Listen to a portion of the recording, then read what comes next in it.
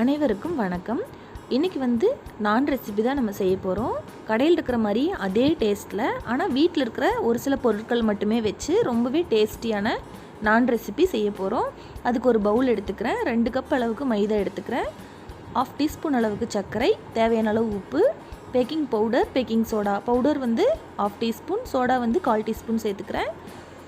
1 teaspoon அளவுக்கு எண்ணெய் விட்டுக்கிறேன். அதுக்கப்புறம் 1/2 கப் அளவுக்கு தயிர் சேர்த்துக்கிறேன். இந்த தயிர் ரொம்ப புளிக்கக்கூடாது, கெட்டியான தயிராக இருக்கணும். நேற்று பிறகு ஊற்றினோம் அப்படின்னா இன்றைக்கி சரியாக இருக்கும். இது எல்லாத்தையும் சேர்த்துட்டு இந்த தயிரில் இருக்கிற ஈரப்பதத்திலேயே நம்ம மாவை நல்லா கையில் இந்த மாதிரி பெரட்டிக்க போகிறோம். இந்த அளவுக்கு பெரட்டியாச்சு. இதுக்கப்புறம் கொஞ்சம் கொஞ்சமாக தண்ணி விட்டு நம்ம கரெக்டான பதத்தில் பெரட்டிக்கலாம். பாருங்கள், இந்த அளவுக்கு கிடச்சிருக்கு. ரொம்ப கெட்டியாகவும் இல்லாமல் ரொம்ப லூஸாகவும் இல்லாமல் கரெக்டான பதத்தில் இருக்கணும். சப்பாத்தி மாவை விட கொஞ்சம் இலகலாக இருக்கணும்.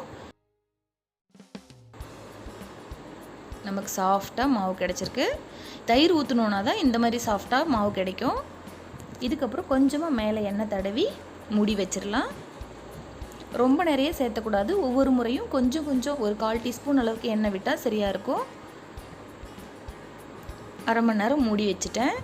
இப்போ பாருங்கள், இந்த தயிர் நல்லா புளிச்சு மாவு கரெக்டான பதத்தில் ரொம்ப சாஃப்டாக ரெடி ஆகிடுச்சு.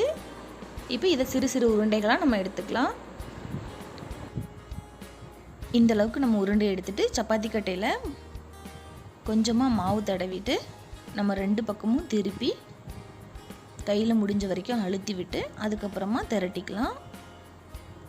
இந்த திரட்டுறது ஒரு பக்கம் பெருசாகவும் ஒரு பக்கம் சிறுசாகவும் இருக்கக்கூடாது. ஒரே அளவாக ஈவனாக நம்ம எல்லா சைடும் ஒரே மாதிரி திரட்டணும். கொஞ்சம் பொறுமையாக திரட்டிக்கலாம். மைதாங்கிறதுனால ஒரு பக்கமாகவே போகும். கொஞ்சம் நிதானமாக திரட்டிக்கோங்க. மேலே கொத்தமல்லியும் பூண்டு சின்னதாக கட் பண்ணதும் சேர்த்துக்கிறேன். எள்ளு இருந்தால் எள்ளு கூட சேர்த்துக்கலாம். இந்த மாதிரி கையில் நல்லா அழுத்தி விட்டுக்கிறேன்.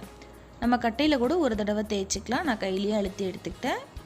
இப்போ இந்த மாவை திருப்பி போட்டுக்கிறேன். போட்டு மறுபடியும் ஒரு தடவை அழுத்தி விட்டுட்டு மேலே ஃபுல்லாக தண்ணி தடவிக்கிறேன். இது தவாவில் ஒட்டுறதுக்காக தான். இந்த மாதிரி தண்ணி தடவிட்டோம் அப்படின்னா தவாவில் நல்லா ஒட்டிக்கும். இந்த அளவுக்கு தடவிட்டேன். இப்போ ஏற்கனவே தவா சூடாக இருக்குது. இப்போ நம்ம இதை இது மேலே போட்டுடலாம். மிதமான ஹீட்டில் வச்சுக்கணும். ஃபஸ்ட்டு ஹீட் பண்ணிவிட்டு அதுக்கப்புறம் இது போட்டதுக்கப்புறம் மிதமான ஹீட்டில் வச்சுக்கணும்.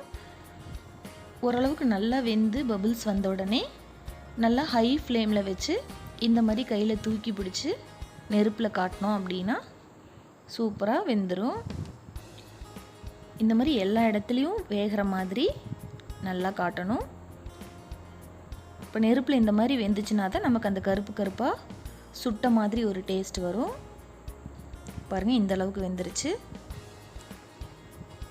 அவ்வளோதான். பார்க்கும்போதே சூப்பராக இருக்குது. நல்லா சாஃப்டாக அருமையான நான் ரெடி ஆகிடுச்சு. இதுக்கு மேலே நம்ம பட்டர் தடவிக்கலாம். நான் லேசாக மெல்ட் பண்ணி வச்சுருக்கிறேன். அந்த பட்டரை இது மேலே ஊற்றிட்டு ஒரு ப்ரஷ் வச்சு நல்லா தடவி எடுத்துக்கிறேன். பாருங்கள், இந்த மாதிரி தடவி எடுத்தோன்னா பட்டர் நான் ரெடி. ரொம்பவே டேஸ்டியாக இருக்கும், சாஃப்டாகவும் இருக்கும். நீங்களும் ட்ரை பண்ணிவிட்டு எப்படி வந்துச்சுன்னு எனக்கு கமெண்ட் பண்ணுங்கள். தேங்க்யூ ஃபார் வாட்சிங்.